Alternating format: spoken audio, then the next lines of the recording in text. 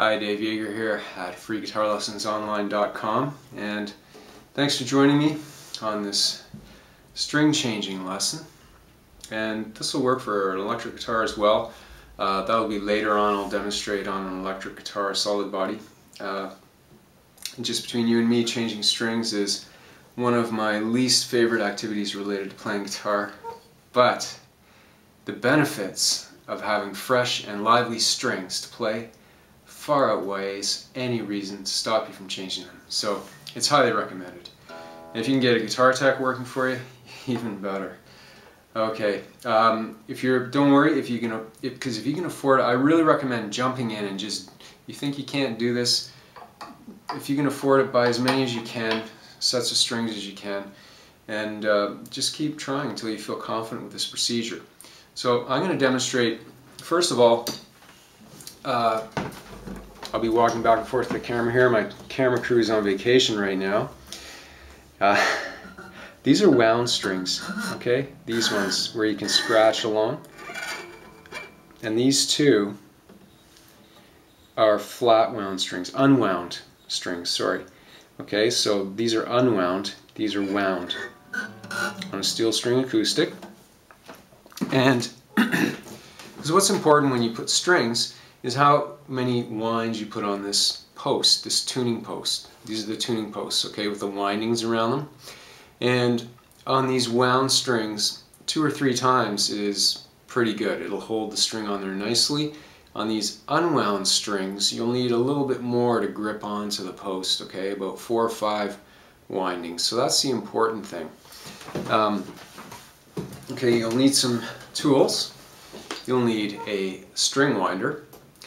These are available at most music stores. They're $2 or $3. They're not expensive at all. I wouldn't even bother trying to change my strings without one of these. And you'll need string cutters. Okay, wire cutters. You can get them at a hardware store. They're not that expensive either.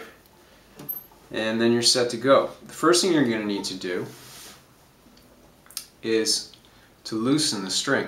Change one string at a time. Generally that's the way to do it. And you just turn it, you just crank it. See how that cranks, just fits over the key, and you just crank it. And you see it's loosening right around there.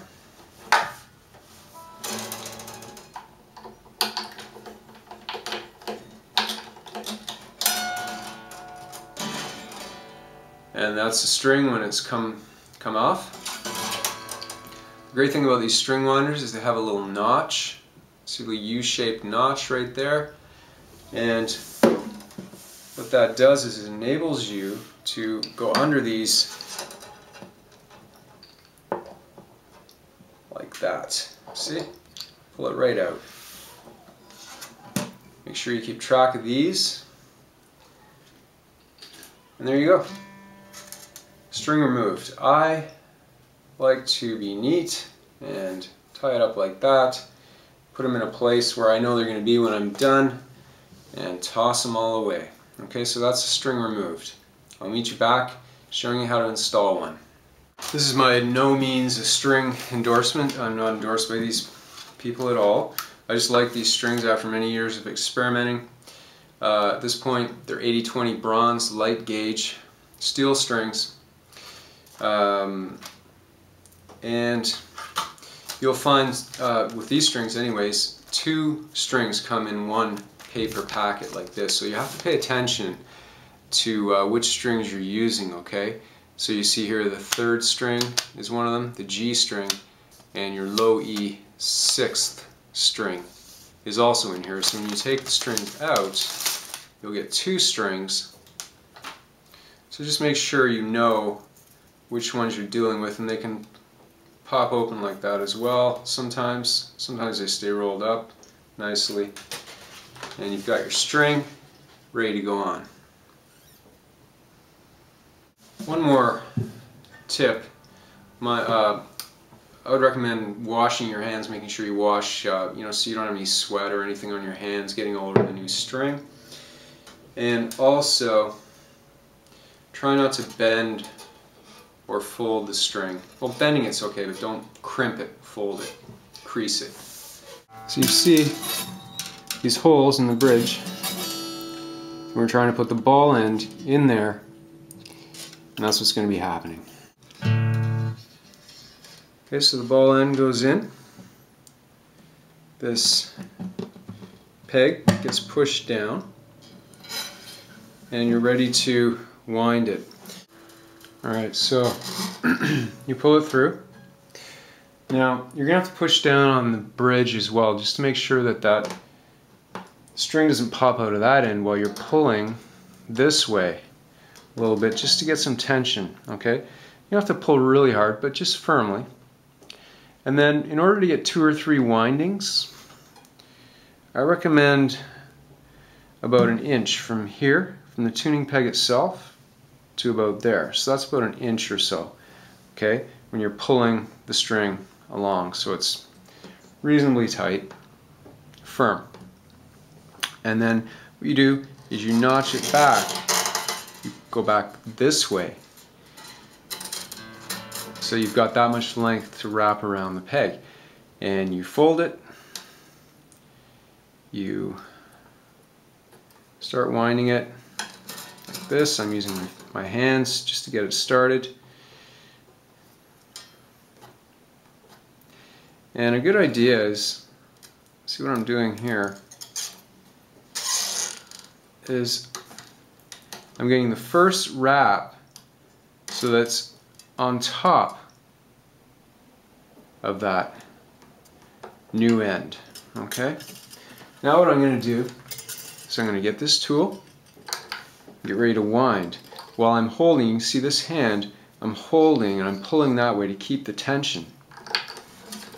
And then I start winding, because the speed of winding helps to get it going. You want these ones to go underneath.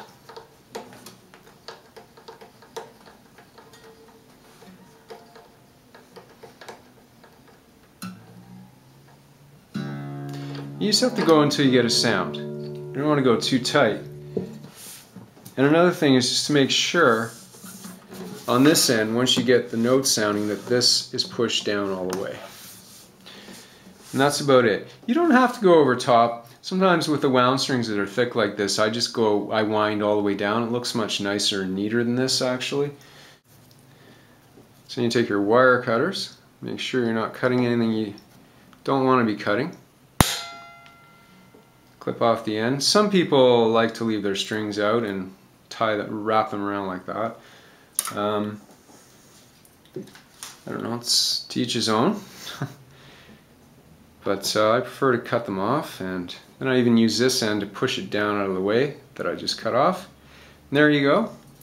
Okay, I'm going to go ahead and change the rest of these strings. I highly recommend when especially sometimes you break one string, you're usually tempted to just change that one string. I recommend changing them all at the same time. So as you can see, these are all on there nice and neatly. This one's a little bit bulgy because I went the over-under suggestion. Like I said, prefer them just to wind straight down because you want them angling down. And a couple of tips as well is the ends of these strings can be pretty sharp, so just be a little careful, and you may even want to wear a pair of glasses or something just to keep your eyes protected, especially as you're learning. You may break a few strings as take you a few times before you really get the hang of it.